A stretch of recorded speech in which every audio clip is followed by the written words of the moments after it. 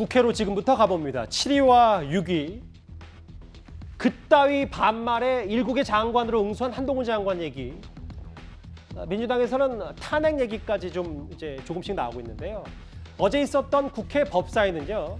검찰 수사권 복원이라는 핵심 공방 이전에 한동훈 장관과 민주당 의원들 간의 감정 싸움이 꽤 치열했습니다. 어제 최강 의원의 이해 충돌을 거론하면서 기소되셨잖아요 라고 맞불을 놨던 한동훈 장관인데 그 이후에도 말싸움에 가까운 서로의 신경전이 있었습니다. 바로 화면 보겠습니다.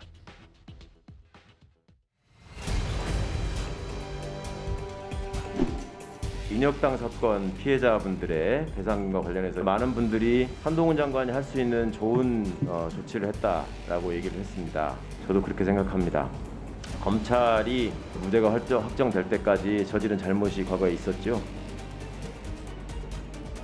있습니까? 없습니까?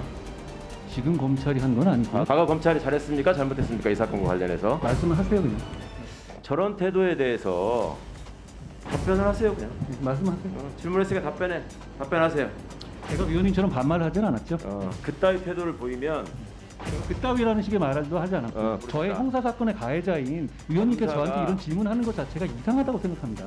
공수처에서 지금 기소한 사건에 대해서는 그런 식의 논법이라면 백이 가해자고 내가 피해자죠. 안 백이요? 되고요. 자, 100이라고 말씀하셨어요? 백이라고 얘기했습니다.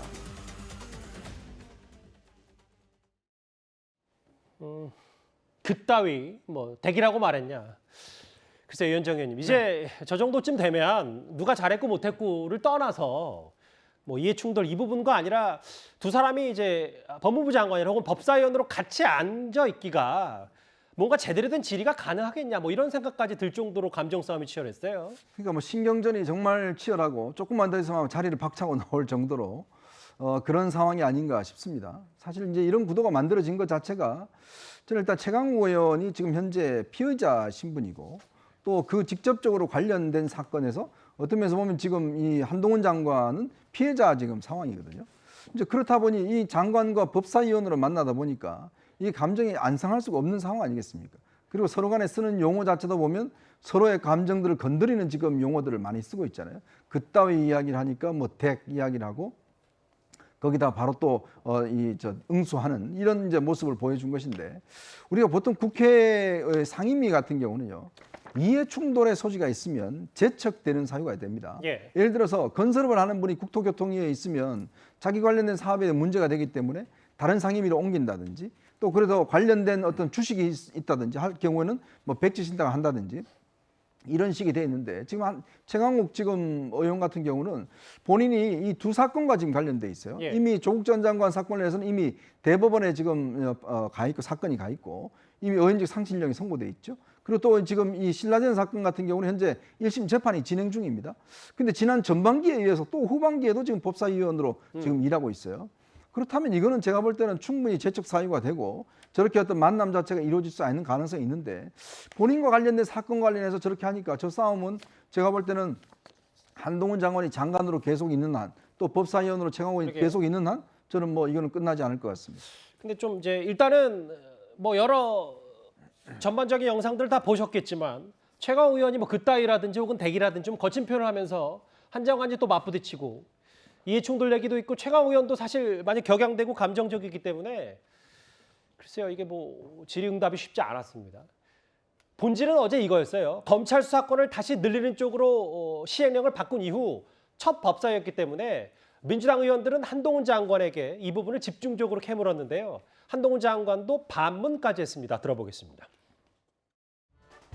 한동훈 장관께서 표현하는 소위 검수완박, 수사기소 분리, 이 법을 반영한 시행령 개정입니다. 검찰의 수사권을 제한하는 거예요. 근데 그 제한하는 시행령을 가지고 수사권을 오히려 확대하는 개정안으로 만들었어요. 저는 의원님께서 찬성하신 내용대로 국민을 범죄로부터 보호하기 위해서 최소 필요한 내용의 시행령을 만든 것이라는 점을 말씀드리겠습니다. 그리고 진짜 꼼수라면 위장 탈당이라든가 허위조기 같은 그런 게 꼼수 아니겠습니까? 2020년에 이미 6대 범죄 이해 영역에서는 검사의 직접 수사 개시가 금지되었다.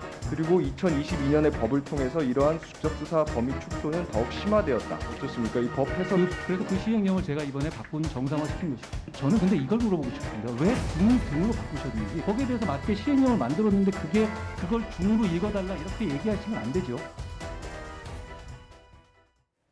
진짜 꼼수라면 위장탈당이라든지 민영배 의원의 회기 쪼개기 아니겠냐. 그리고 이탄 의원의 질문에 중을 등으로 바꾼 건 국회 아니냐. 뭐 앞서 얘기했던 태도 논란 말고도 저 내용은 한동훈 장관의 말이 좀 더 상식적이진 않은지 어떻게 보세요? 내용 측면만 보면은 그냥 제가 봐서는 보통 법 기술자니까 뭐 한동훈 장관의 뭐 발언이 크게 예. 틀리지는 않을 겁니다. 예. 하지만 전체적으로 봐서 두 가지 맹점이 있죠. 첫 번째는 이게 정말 국민을 위해서 법률상에 위배되는 시행령을 개정하는 것이냐. 예. 제가 봐서는 검찰의 권력을 다시 제자리로 돌려놓으려는 의도가 더 강하다라는 것이 있고요. 두 번째 보시면은 지금 등이냐 중이냐라고 얘기를 따지고 묻잖아요. 근데 한동훈 장관이 이런 거는 조금 억지스러운 부분이 있다. 그러니까 법을 해석하는 이제 검사나 변호사나 판사는 조문에 대해서 집중을 하겠지만 예. 입법기관은 기본적으로 법률을 제정할 때는 입법 취지와 입법 방향이 있습니다.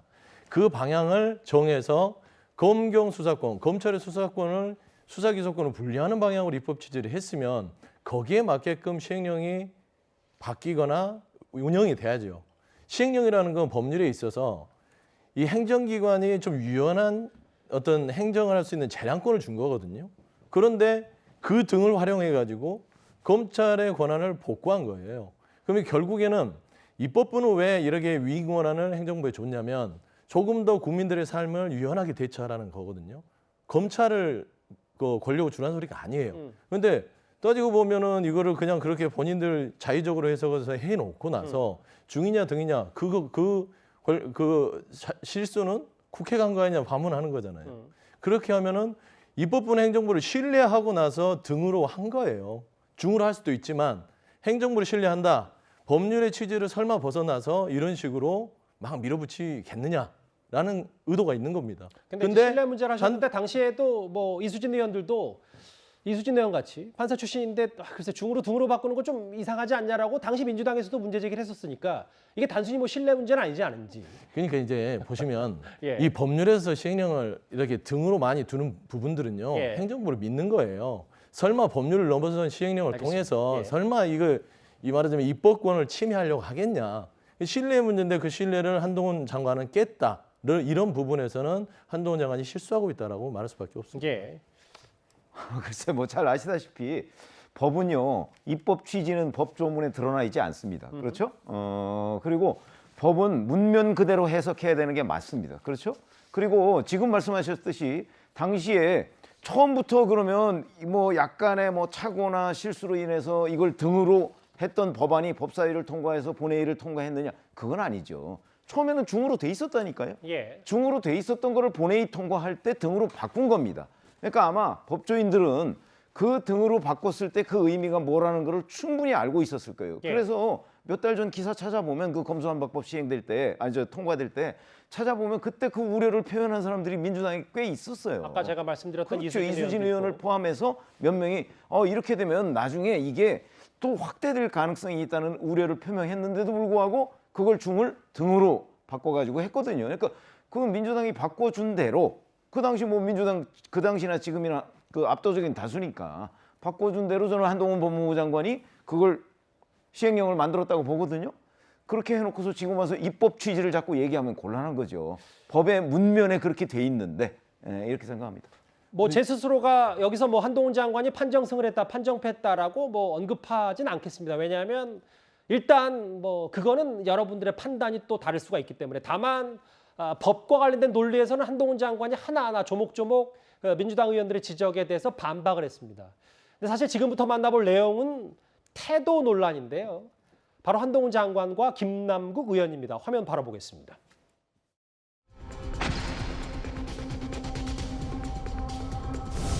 이원석 검찰총장 후보자 2016년에 수사 중인 법관 비리 정보를 법원 행정처에 전달했다라고 하는 내용 수사상 기밀을 유출한 것 아닙니까? 답변 드릴까요? 예. 제가 사법행정권 남용 사건 수사하면서 이미 보도됐던 내용인데요.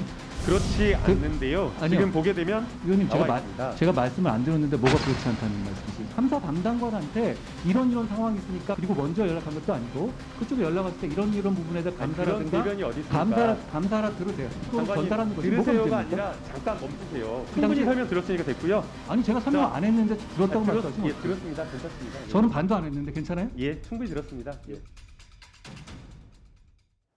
항상 김남국 의원과의 설전은 끝나고 나면 좀 웃음이 머금어지는 여러 얘기들이 나오는데 답변 태도 혹은 뭐 말을 막은 거 아니냐. 한동훈 장관도 여러 답답한 표정을 드러냈는데 어제 한동훈 장관의 답변 태도를 두고 민주당에서 여러 차례 지적이 나오니까 한 장관이 사과 아닌 사과를 하는 해프닝도 있었습니다. 바로 화면 보겠습니다. 한동훈 법무부 장관이 저희 질의에 대해서 너무 심플해서 질문 같지 않습니다라는 발언을 했습니다. 이것이 국민을 대하는 국회의원의 질의에 답변하는 국무위원의 자세입니까? 기본적으로 권인숙 의원께서는 그 질문한 내내 저를 일방적으로 매도하셨고요. 그리고 그 과정에서 한마디도 제가 대응하지 못하게 말씀하셨습니다. 그런데다가 저한테 질문하신 내용이 뭐 대통령보다 뭐 법무부 장관이 더 위가 있냐 이런 내용이셨거든요. 저는 그걸 질문으로 받아들일 수는 없었습니다. 그런 취지에서 말씀드린 거라는 점을 말씀드리고 불쾌하셨다면 제가 죄송하게 생각합니다. 그런데 지금 사과하는 사과는 아닙니다. 김원국 소장님, 이게 민주당 의원들이 어쨌든 법무부의 행정이나 지금 검찰의 수사권, 직접 수사권 보건 문제 등 그러니까 디테일한 부분, 구체적인 걸 하나 캐물어야 되는데 뭔가 이게 계속해서 태도 논란, 뭐 설사 한동훈 장관이 그 부분에 대해서 민주당에 빌미를 줬다 하더라도 중요한 건 날카로운 질일 텐데 그 부분에 민주당이 좀 대비가 부족하지 않았나 어떻게 생각을 좀 하십니까? 부족하다고 저도 공감합니다. 왜냐하면 의원들의 질문은 더 날카롭고 답변에서 정말 의미 있는 그런 내용을 끌어내기 위해서 질문해야 되는데요. 질문에 있어서 상당히 약한 측면이 있는데요. 그러나 저는 한동훈 장관 정말 위험한 뇌줄타기를 하고 있다고 생각합니다. 저도 의회에서 답변해보고 또 실제 현장 취재하면서 과거에 많이 그런 경험이 있는데요.